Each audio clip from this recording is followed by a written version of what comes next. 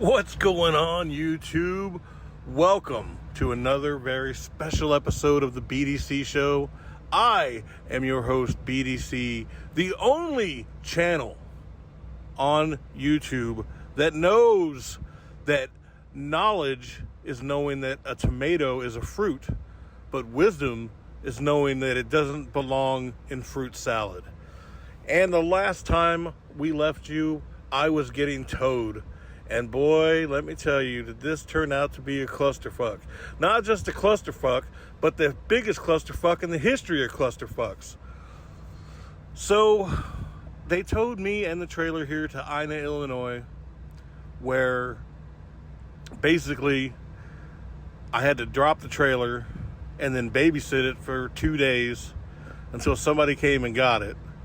And then once they came and got it, which was last Friday morning, they came and towed me up to Effingham, Illinois, so I could get the truck fixed. So when I called, they immediately told me that I was going to have to probably end up getting a hotel in Effingham, and I might end up spending the weekend there. So they sent out this tow truck guy. He was pretty cool. He was like an ex-corrections officer. We had to drive basically 70 miles up to Effingham, which wasn't bad. I mean, it's not like driving in a cab where the cab driver is trying to, make all kinds of conversation and stuff. But,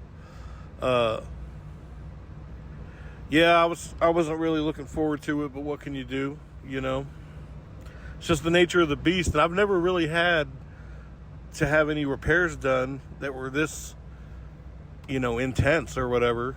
However you want to look at it. So it was just kind of weird because, like, when you're by yourself for most of the time and then all of a sudden you're kind of sitting in a cab with another dude, which is crazy because I asked him, I said, hey, do I gotta come drive up there with you, or can I just sit back here in the sleeper? And he's like, oh no, he's like, that's against the law, which is crazy because the last guy let me ride in the sleeping compartment.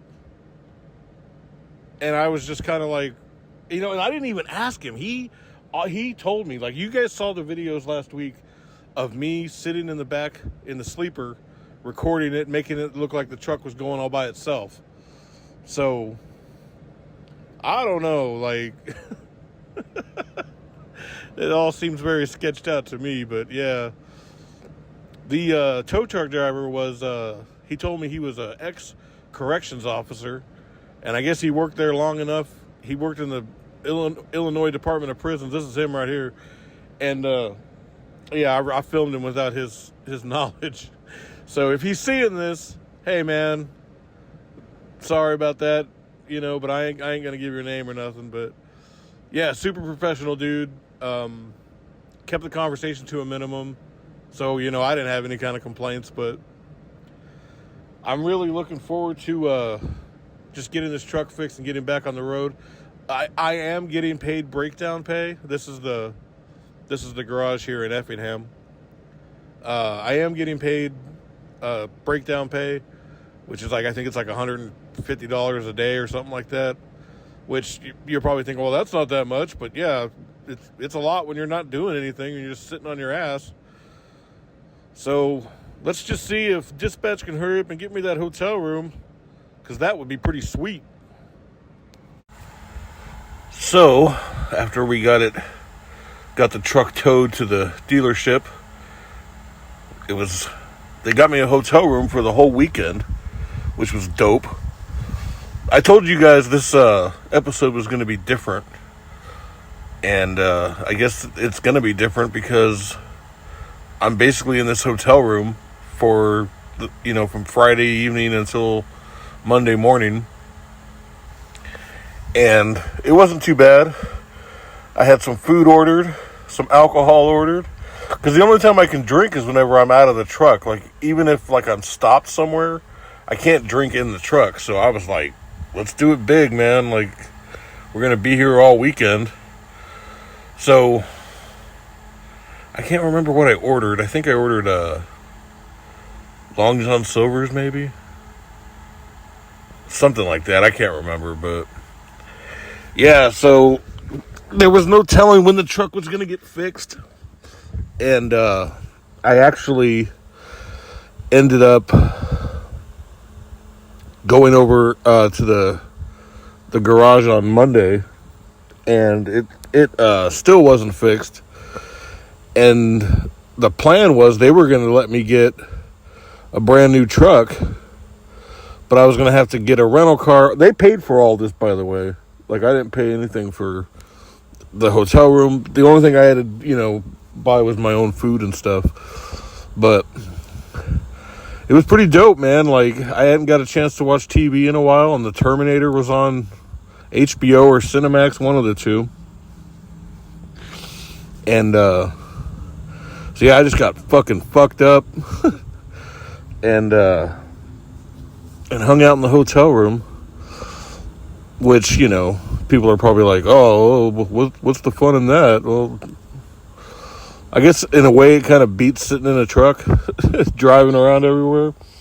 But they were paying me breakdown pay, and I'm not exactly sure how much that is. But basically I got paid from last Wednesday until Tuesday, because I went over there on Monday and it still wasn't ready. They were going to give me the new truck. I had to get a rental car and drive up to get it. I really didn't want to do that. I like my truck, even though it kind of was breaking down on me. And it's something like, I don't know, it's like a cowboy giving up his horse, It's like, man, I don't really want to get a new truck. Plus, I don't want to have to unpack everything and pack it back into the truck, into the new truck. So it's like, ugh, man, So, but what ended up happening was, so I get the rental car. I'm getting ready to drive up to, it was near Chicago, where the new truck was at. And, like, literally, what I did was I picked up the rental car, and then I drove over to the garage to see if I could get at least some of the stuff out of my truck and put it into the new truck. And when I did, like, right as I got there, I see my truck backing out of the garage. So I was like, hell yeah, dude. Like, so I went inside. I was like, hey, is my truck ready? And they're like, yeah, it's ready. So then I had to return the rental car and then go back to the garage and pick up my keys and everything. And it was actually like, it wasn't too much of a pain in the ass. I mean, it had its moments, but yeah, it's not the same as getting 500 to 600 miles a day, when you're just sitting getting breakdown pay and chilling in a hotel room for the better part of 6 days. But so yeah, the bottom line is the truck finally got fixed and I'm back on the road again. Although now I feel really nervous. Just like, oh man, like what's going to happen now, like what's going to happen next? But, she's a tough old horse. Tommy Tough Knuckles. If you guys remember, I named this truck is actually Tommy Part 2. The first one I had was just Tommy, and this one's Tommy Part 2. My daughter actually picked the name a long time ago. Well, not a long time ago, but like a year and a half, however long it was. But anyway, keep paying attention here because things are about to get really wild once this alcohol starts to kick in. So this is where things really start getting out of control. As you can see, we are no longer chasing with Coca-Cola or Pepsi or whatever it was. We're now chasing it with beer. So it's going to be good times. This was actually early the second day. I guess that would have been Saturday morning. And yeah, it got pretty wild. Thoroughly intoxicated, I decided to go ahead and go on downstairs and get in on some of that complimentary breakfast. So, yeah, as you can see, the sun was just coming up when all this was going on. Pretty crazy, but you know, nothing that I couldn't handle. So yeah, once the sun came up, they started serving a complimentary breakfast, like a hot breakfast, at 6 in the morning. They had like eggs and sausage and, you know, a hot breakfast. And they also had dry cereal.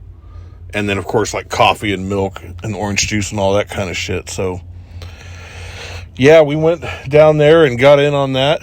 I don't know why I recorded the entire trip down there, but everyone was looking at me all crazy and shit. Like, I guess they could tell I was fucked up.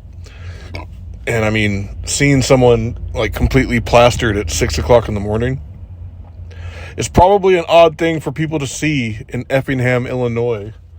Effingham, as we all know, is short for Fuckingham, which is the name of this place I was stuck in for the better part of 5 days. But, you know, it was good times. I had a blast. I mean, I'm sure my paycheck's probably going to suck ass, but, you know, what can you do? That's just the way the cookie crumbles.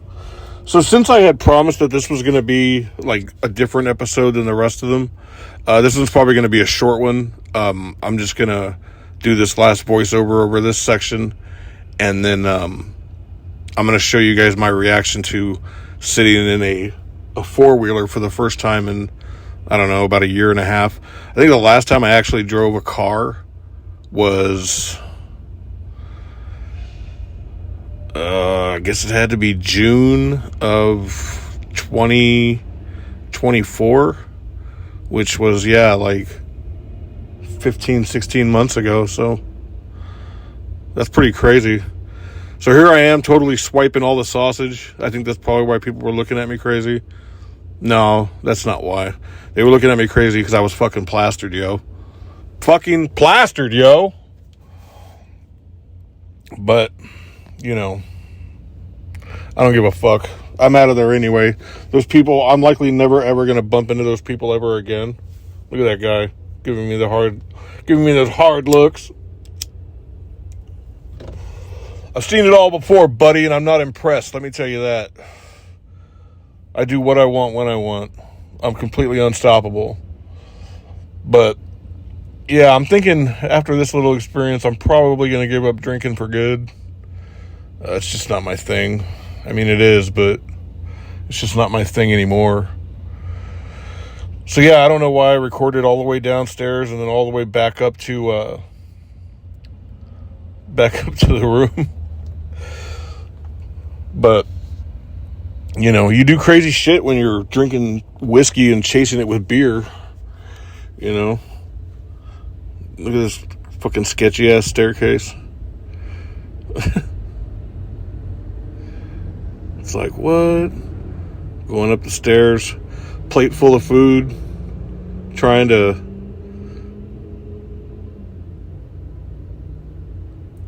not to spill it.